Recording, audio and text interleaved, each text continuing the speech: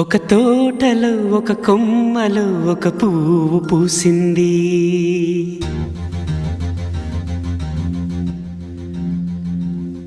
మహారాణిలా మహాలక్ష్మిలా ఆ పువ్వు నవ్వింది.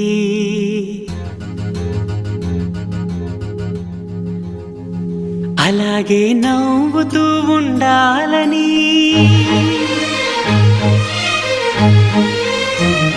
అలాగే నవ్వుతూ ఉండాలని నింగి నేల వాగు వంక చెట్టు చేమ గువగూడు ఆశీర్వదించాయి.